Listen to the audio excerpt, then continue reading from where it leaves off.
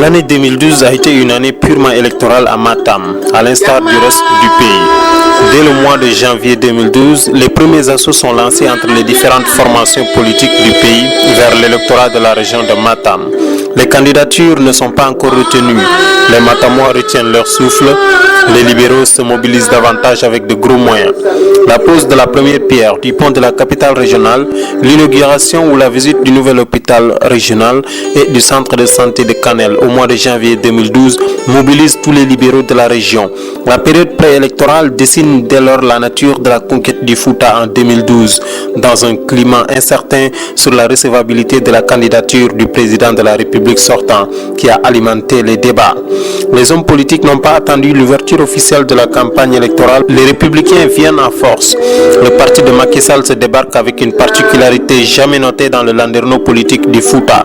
La politique du Fouta, détenue jusque-là des indépendances à nos jours par l'élite intellectuelle, a vite changé de camp. Les émigrés du Fouta, qui ne s'occupaient jusque-là que de la vie quotidienne de leur progéniture, se jettent dans la mare au crocodile et défient le camp libéral. Ces derniers décident enfin de mettre la main à la pâte pour apporter la rupture incarnée par Macky Sall. La stratégie adoptée n'a pas failli.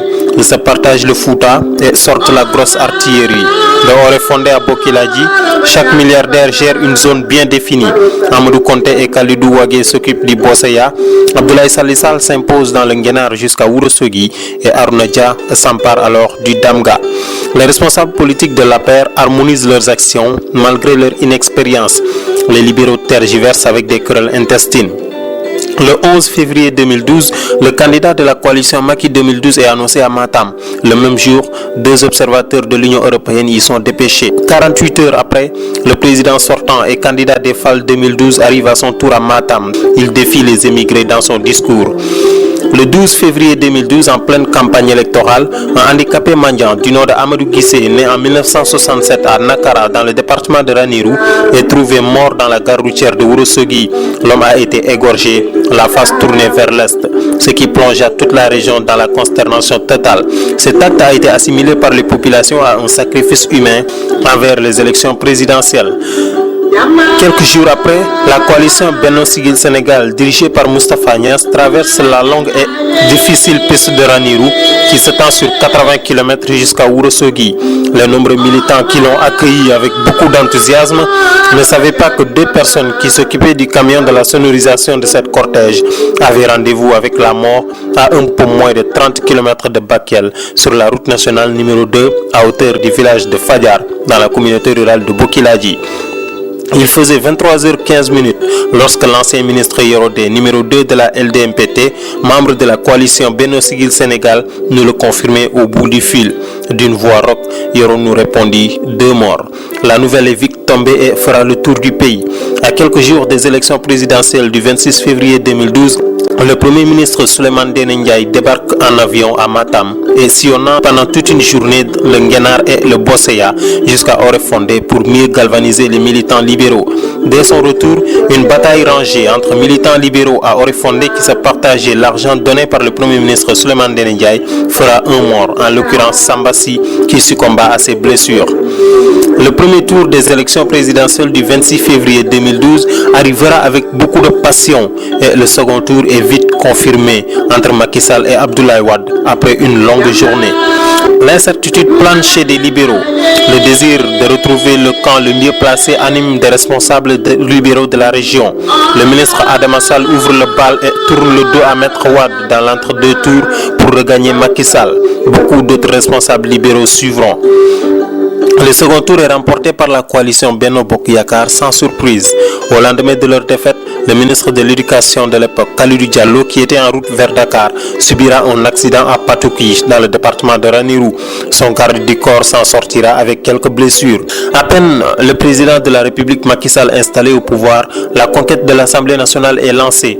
Le 1er juillet 2012, la coalition Benno Bokk Yakaar remporte les élections législatives qui n'ont pas eu la même ampleur que les présidentielles, avec un faible taux de participation à Matam. Au mois de mai 2012, les éleveurs trouvent des difficultés de trouver du pâturage pour le troupeau. L'herbe devient rare dans la zone sylvopastorale du Ferlo. Le ministre de l'élevage, Aminata Mbengue Ndiaye, lors de sa visite à Ranérou, constate la situation et promet que le gouvernement va agir, ce qui a été concrétisé avec la subvention de l'aliment bétail qui va secourir les éleveurs. En juillet 2012, le nouvel escadron de la gendarmerie de Tchambé fut inauguré par le chef d'état-major général des armées pour parer au terrorisme qui guette la partie sud du pays, déjà en zone orange. La proximité du Sénégal avec la Mauritanie et le Mali et la fluidité de la frontière inquiètent les renseignements généraux. Les inondations de l'année 2012 ont touché la région de Matam. Les villages de Djamel, Matam Commune, Waoundé, Ourossogui et tant d'autres ont été inondés. Des morts ont été enregistrés à Sinthiou Diamdioro et Ouassako Dembaïla, causés par des effondrements de maisons souvent en banco qui ne résistent pas à la furie des eaux. Le village de Baou, situé dans la communauté rurale de Ourossidi, n'a pas été aussi épargné par les effondrements de maisons en banco. Le fleuve déborde et dépasse la cote d'alerte de 8,41 m. Les travaux de construction du pont de Matam arrêtés. Le ministre de la communication de l'époque, Aboulo, débarque avec une enveloppe de 18 millions de francs CFA pour soulager les populations victimes des inondations de l'année 2012. Les paysans témoignent qu'une telle quantité d'eau n'a jamais été enregistrée depuis 1974. Les récoltes ont été bonnes et les paysans ont fait moisson. Au mois de septembre 2012, plus de 25 000 hectares de terre ont été emblavés par le fleuve Sénégal. La culture des décrues est prometteuse. La grève des travailleurs de l'hôpital régional de Ourossogui a aussi marqué l'année 2012 avec l'intervention de la société civile qui est restée vaine. L'année 2012 fut terminée en beauté avec les célèbres journées culturelles de Chilogne et beaucoup d'espoir pour la région de Matam. La société civile témoigne et considère 2012 l'apothéose.